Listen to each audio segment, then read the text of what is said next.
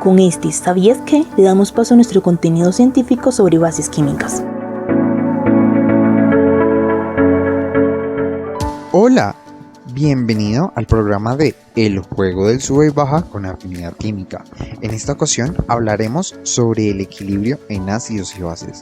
Antes de iniciar, recordemos 5 reglas importantes para el equilibrio.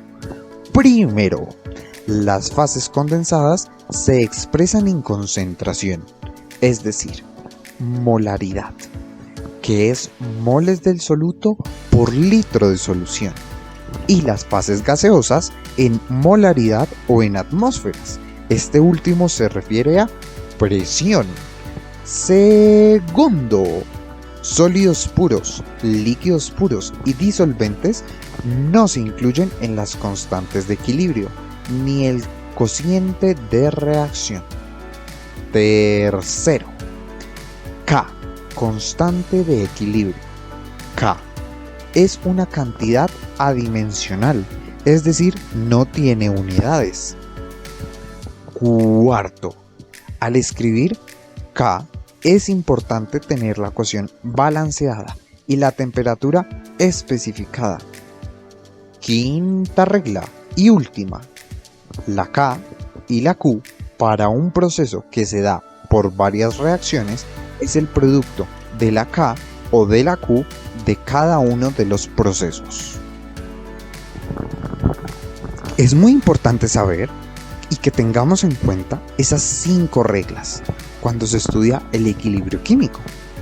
Ahora, para esta sección trabajaremos la definición de ácidos y bases según Bronsted-Lowry, donde los ácidos son aquellos que donan protones, es decir, iones hidrógeno o hidrógeno, y las bases aceptan protones. A su vez, tanto los ácidos y las bases se dividen en 2 categorías. Primero, fuertes. Segundo, débiles o débiles y fuertes. El caso, fuertes y débiles, débiles y fuertes. Los ácidos y bases fuertes son electrolitos fuertes, pues se disocian completamente en agua, mientras que los ácidos y bases débiles son electrolitos débiles, ya que la concentración de iones en agua es muy baja y la mayor parte queda como moléculas sin disociar, es decir, que se disocian parcialmente. En este caso se tiene un equilibrio en disolución acuosa. Para la disociación de un ácido o una base se usan los pares conjugados.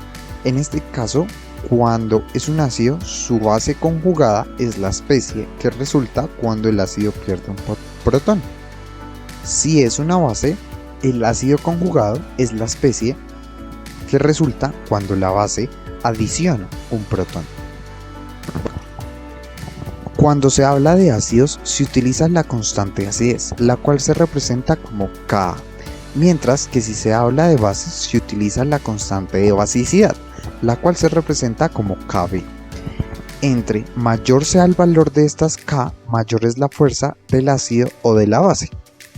La constante de acidez o basicidad permite calcular el pH y la concentración inicial del ácido o base, o viceversa.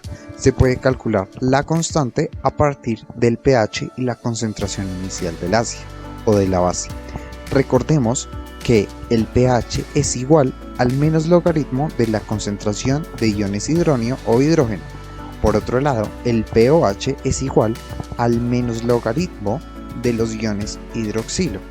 Además, el pH más el pOH es 14, pues la escala de pH va hasta 14 y el pH es análogo al pOH.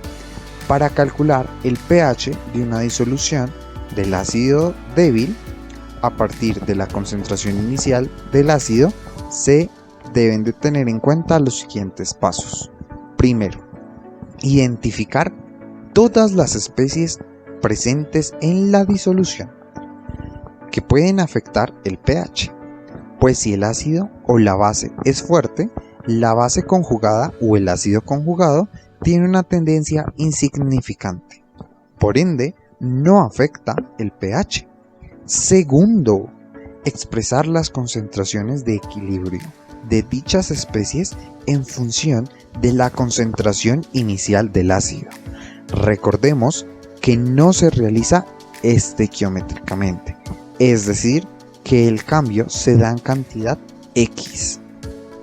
Tercero, escribir la ionización del ácido débil y expresar la constante de ionización QA en función de las concentraciones de equilibrio. Cuarto, obtener el valor de X. Esa X es la cantidad de ácido involucrado. Calculamos las concentraciones de equilibrio de todas las especies y el pH de la disolución. El proceso señalado anteriormente es para ácidos monopróticos, es decir, que se disocian una sola vez, pero también se puede aplicar para las bases, solo que cambia que ya no es un ácido, sino que ahora es una base. Ahora vamos a ver los ácidos o las bases dipróticos y polipróticos. Estos ácidos o bases se ionizan por etapas, es decir, que pierden un protón cada vez.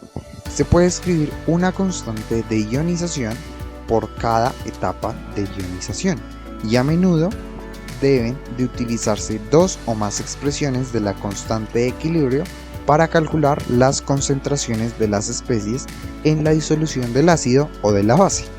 Una parte muy importante de la aplicación del equilibrio ácido-base es en la construcción de disoluciones amortiguadoras, también conocidas como buffer o tapón, las cuales están formadas por dos componentes principalmente, un ácido o una base débiles y una sal.